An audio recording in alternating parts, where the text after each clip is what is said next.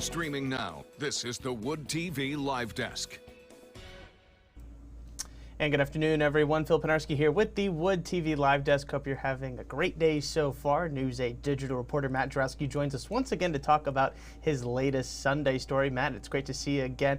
This story in particular, very intriguing for a lot of different reasons. Obviously, it deals with the feral hog population and kind of the rise we've been seeing really across the country, and really answers the question of whether or not we here in Michigan should be worried. And you kind of gave it away a little bit in the title for anybody that has seen the story already. I highly encourage you, if you haven't, to go check it out. It's up on our website, woodtv.com right now. But Matt, just talking about it and kind of just easing everybody's mind, we're not in any immediate danger of the feral hog population, thankfully. But just talk about, you know, kind of the study that went into it and maybe even kind of started this little bit of panic maybe we saw in the state.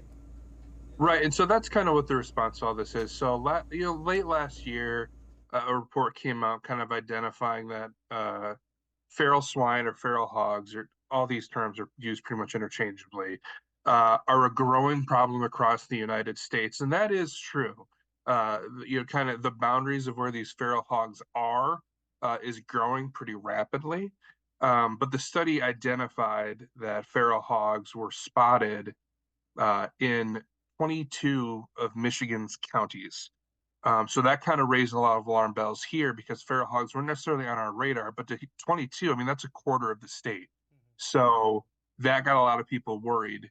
But going back and digging through the data and talking to people from the USDA, they wanted to pump the brakes on that. Of that data is being taken out of context, and just because there have been reports in 22 counties doesn't mean there's a feral hog problem, or even really a threat right now in Michigan.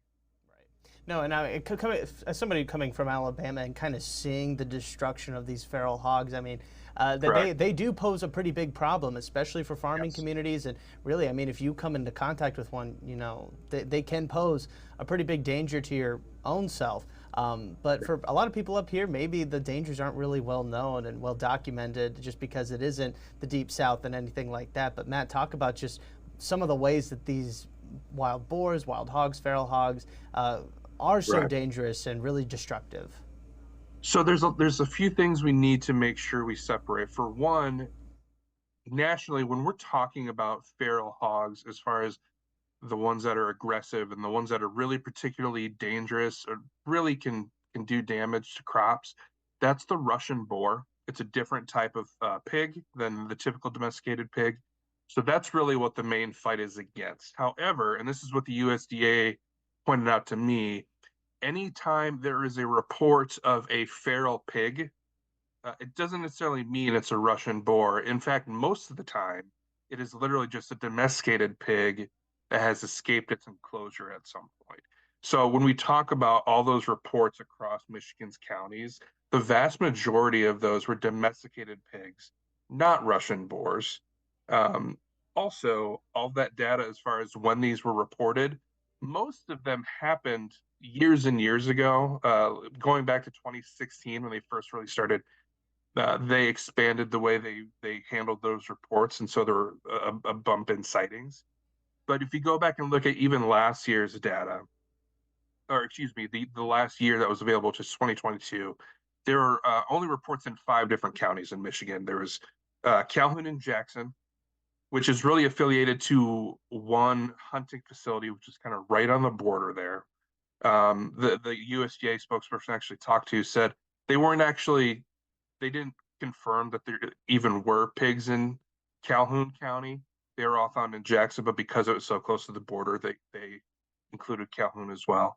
There's one up in northern Michigan, and then there's 2 counties in the UP that also had reports of feral pigs.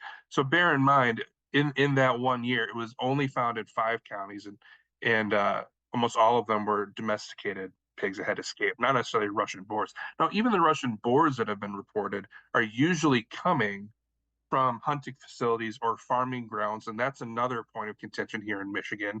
It's actually one of the reasons why I worked with the USDA on this story and didn't get comment from the DNR, because they refused to comment it, because they're still in the process of legal issues around state laws banning owning Russian boar. And that is kind of my next question, Matt. I mean, the story does kind of delve into the Russian boar side of things. It's not just these wild hogs that you might see. When you think of wild hogs, I mean, you mentioned most people probably think of Babe or Wilbur from Charlotte's Web or something like that, and it's not the case at all. Talk to us a little bit about the Russian boar, why it's such a problem, and really to the point that where the state of Michigan has kind of outlawed the ownership of these Russian boars. Right. So unlike your typical domesticated pig, and there's lots of different breeds, but we're going to talk about just kind of pigs in general and then the Russian boar. Russian boar are much more aggressive, particularly towards humans than the typical pig.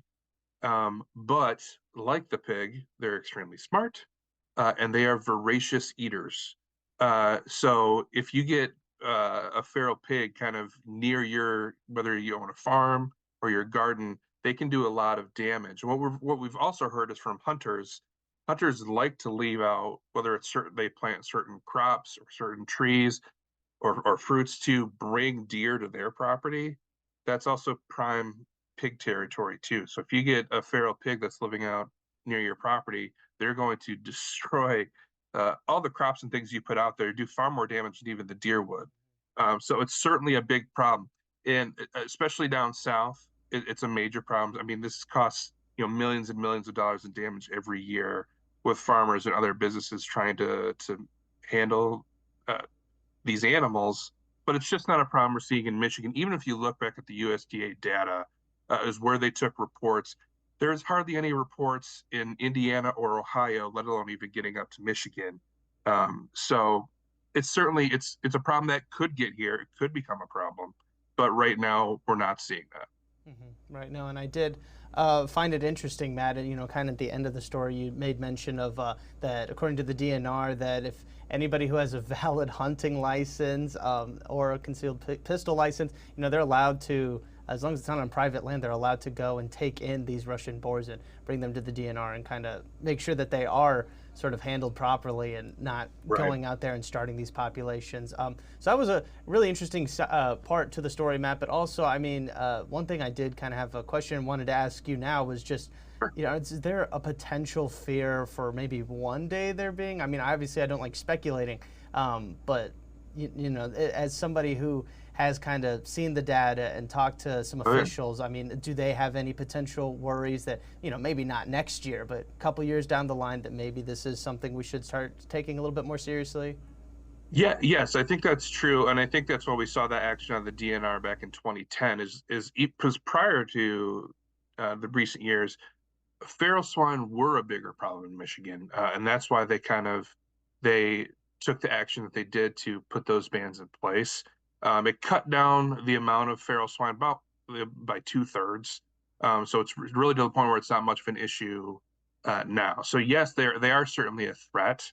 And down the road, if we can't get the feral swine population under control in the southern portion of the country, they can and will expand further north, and Michigan could very well be in the path.